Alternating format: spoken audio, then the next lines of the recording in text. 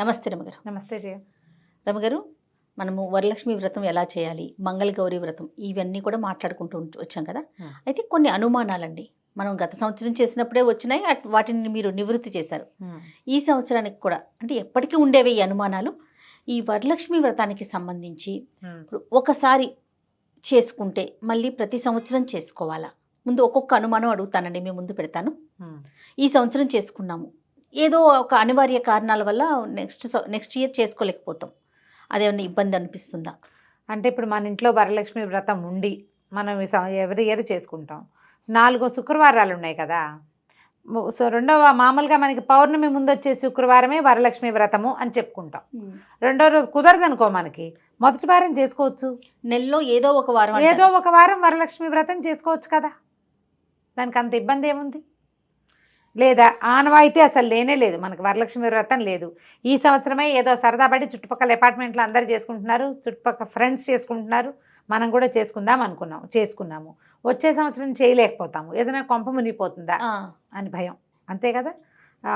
దానికి అలా అనుమాన పడక్కర్లేదు.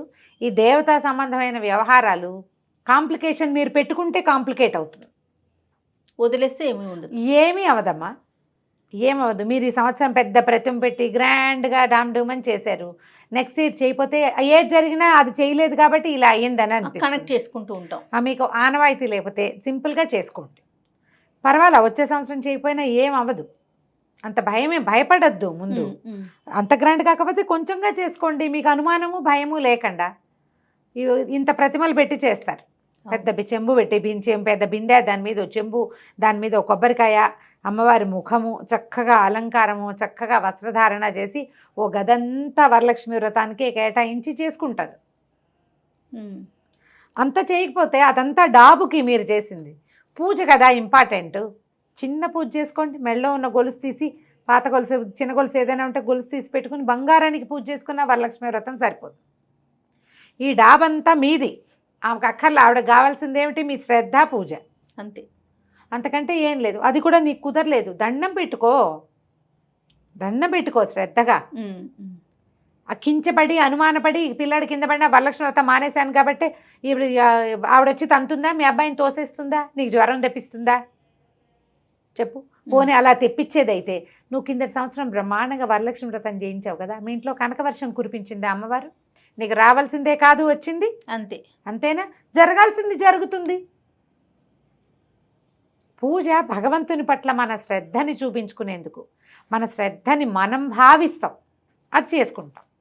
డాబంతా జనాని కోసం చేసేది, నీ గొప్పగా చేస్తావు, అంతే. అనుమానం ఏమీ లేదమ్మా. కుదిరితే ఈ సంవత్సరం చేసుకోండి, కుదరకపోతే వచ్చే సంవత్సరం గట్టిగా ఒక దండం పెట్టుకోండి, కుదిరినప్పుడు చేస్తా అనుకోండి, పర్వాలా, భయపడద్దు. తర్వాత కలసం పెట్టుకోవటం, తోరాలు కట్టుకోవటం ఇలాంటివి కొంతమందికి ఉండదు ఆనవాయితీగా, కానీ చేసుకోవాలనిపిస్తుంది. అదే పర్వాలేదంటారా? ఇప్పుడు కలశం పెట్టుకోవటం అంటే, అమ్మవారికి కలశము అంటే ఏమిటి? కలశ రూపంలో అమ్మవారిని ఆవాహన చేసుకోవటం. అవును. ముఖం, ఇప్పుడు ముఖాలు వచ్చేస్తున్నాయి, ఆకారం మొత్తం మనం దేవతా విగ్రహం లాగా మనకి పూర్తిగా వచ్చేస్తుంది. జిఆర్టీ లాంటి చోట, బంగారపు షాపుల్లోనూ, తర్వాత ఏమో ఈ పూజా సామాగ్రి షాపుల్లోనూ ప్రతిమలు మొత్తం కనబడతాయి. అదంతా మన కోసమేనమ్మా, అంతా మన కోసమే, అంతకంటే ఆవిడకి ఏం అవసరం లేదు. ఇప్పుడు ఒక దీన్ని తీసుకొస్తావు, మొత్తం శరీరం అంతా దొరుకుతుంది, ముఖం మనంత కొనుక్కుని చక్కగా తగిలించుకుంటాం. నీకు ఒక స్వరూప భావన కోసం చేస్తావు, అది అంతే. అందులో ఆవిడేం కూర్చోదు, ఆవిడ కూర్చునేది నీ శ్రద్ధలో, నీ మంత్రంలో, నీ విధానంలో ఉంటుంది. ప్రతిమల్లో ఏం ఉండదు.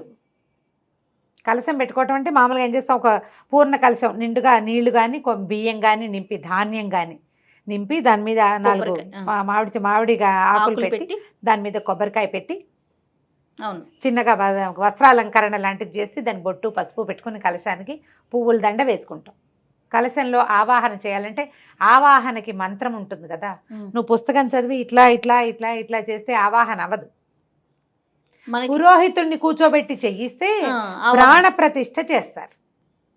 కలశం పెట్టుకోవటం అనేది ఒక క్రియగానే నడుస్తోంది. ఇప్పుడు పురోహితుడిని పిలిస్తే ఆయన ఆవాహన మంత్రం కరెక్ట్గా చదివి అమ్మవారిని ప్రాణప్రతిష్ఠ చేసి, ప్రాణప్రతిష్ఠ పరముహూర్త సుముహూర్తోస్తు సుముహూర్తకాలే సూర్యాదీనన్నవానాం గ్రహణం అత్యంత ఆనుకూలత ఫలసిద్ధిరస్తు అని కూడా చెప్తారు. ఇప్పుడు ప్రాణప్రతిష్ఠ చేస్తే దాన్ని కదపడానికి కూడా ఒక మంత్రం కావాలి మనకి.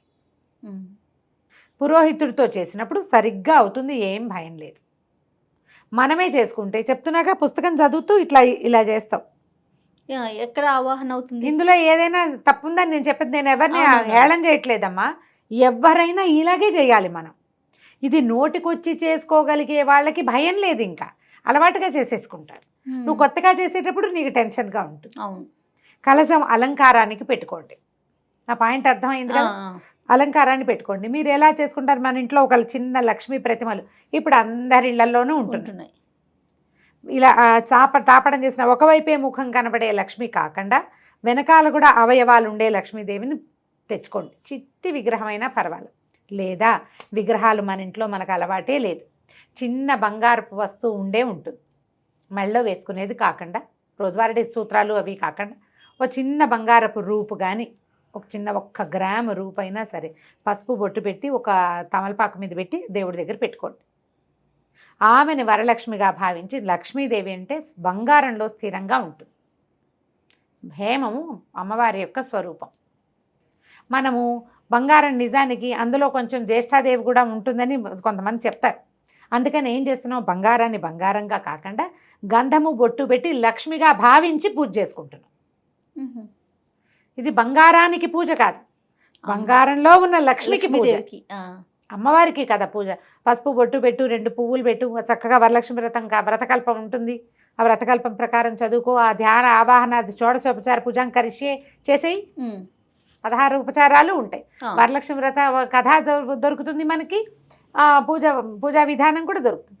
ఆ ప్రకారం చేసేసుకోండి. ఆనవాయితీ లేకపోయినా కూడా కలశాన్ని అలంకారార్థం పెట్టుకోవచ్చు. అలంకారార్థం అని చెప్పే కదా, అంతే, అలంకారం కోసం పెట్టుకోవచ్చు.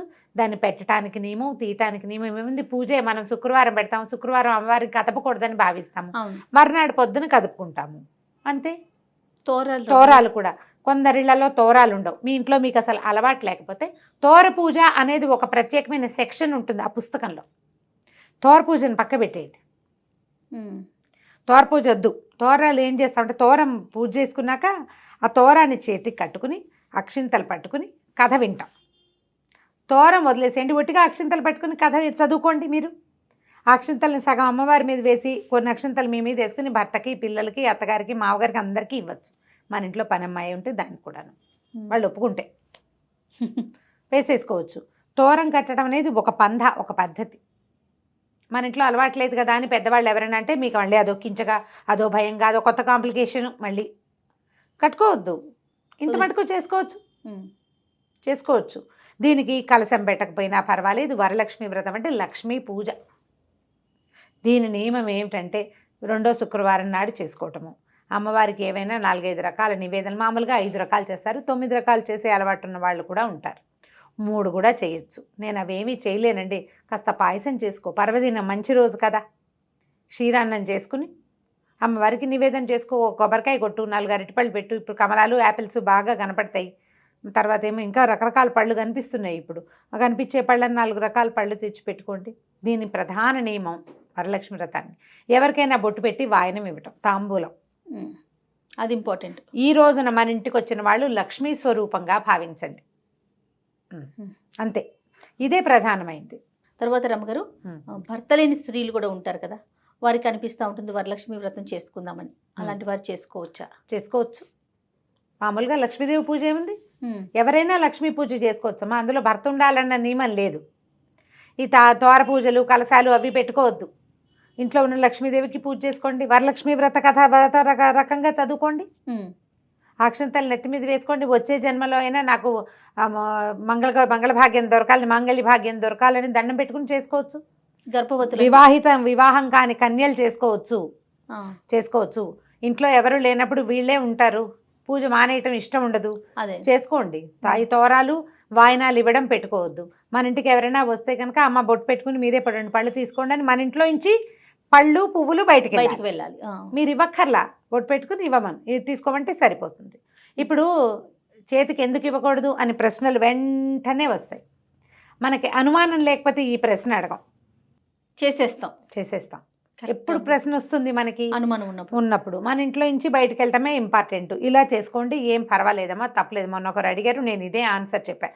వాళ్ళకి చెప్పిన ఆన్సరే నేను సముఖంలో ఇలా వీడియోలో కూడా చెప్తున్నా. గర్భవతులండి కొంచెం 7వ నెల లోపలైతే చేసుకోవచ్చు అయ్యా. 7th మంత్ వచ్చాక ఆనవాయితీ ఉన్నా పనికిరాదు. కొంచెం 5-6 నెలల్లో కూడా ఈ బెడ్ రెస్ట్లు చెప్పిన వాళ్ళు, కింద కూర్చోలేని వాళ్ళు, ఈ మలుగుల్లో పట్టేసే పద్ధతి ఉన్న వాళ్ళు సింపుల్ పూజ చేసుకోండి, వాయినాలు ఇవ్వచ్చు. అంటే కొన్ని ఇళ్లల్లో జయ కడుపులో పండున్నప్పుడు పళ్ళు ఇవ్వకూడదు లాంటి సిద్ధాంతం ఉంటుంది.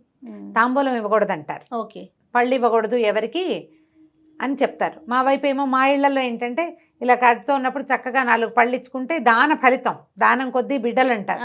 అందుకని బాగా ఎన్ని పళ్ళు ఇస్తే అంత మంచిది పిల్లలకన్న భావన కొంతమందికి ఉంటుంది.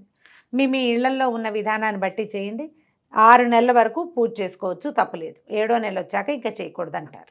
తర్వాత రమ్మగారు ఇన్ని వాయినాలు ఇవ్వాలి, లేకపోతే ఇంత ఆహారం పెట్టాలి, లేకపోతే ఇన్ని ప్రసాదాలు చేయాలి, ఇలాంటి నియమం ఏమన్నా ఉందండి? మామూలుగా 5 లేదా 9 చేసుకుంటారు ప్రతి వాళ్ళు, చాలా మంది వాళ్ళ ఇళ్లలో విధానాన్ని బట్టి. నా వరకు నాకు ఓపిక లేకపోతే కనీసం పాయసమైనా చేసి పెడదాం అని భావిస్తాను నేను. పళ్ళు కూడా అన్నీ అంతే. వాయనాలు కూడా ఒక్క తాంబూలం శుక్రవారం, ఇది చాలా గొప్ప పర్వదినం. అమ్మవారి లక్ష్మీ ప్రసన్నంగా ఉంటుంది, లక్ష్మీదేవి ప్రసన్నతతోటి ఉంటుంది కాబట్టి ఆమెను సంతోషింపజేయటం కోసం ఎవరికైనా ముత్తైదువుకి తాంబూలం ఇస్తే ఆమె సంతోషి. శుక్రవారం ఈ 4 శుక్రవారాలు, శ్రావణంలో ఉన్న 4-5 శుక్రవారాలు, 4-5 మంగళవారాలు గనక మనం ఎవరికైనా ఇవ్వగలిగితే మహత్తరంగా ఉంటుంది. దీంతో పాటు శ్రావణ శనివారాలు మనం చలిమిడి దీపారాధన చేసుకోమని చెప్తాం కదా, ఆనవాయితీ లేకపోయినా చేసుకోవచ్చు జయ. దానికి పెద్ద నియమం ఏం లేదు. కాకపోతే ఈ సంవత్సరం చేసాం, వచ్చే సంవత్సరం చేయకపోతే కొంప మునిగిపోతుంది అనే భావాల్లోకి మాత్రం వెళ్ళకండి. కుదిరితే చేసుకోండి, అంతే, అంతవరకు తీసుకోవాలి, అంతే. రైట్ రమ్మగారు. నమస్తే. నమస్తే జయ.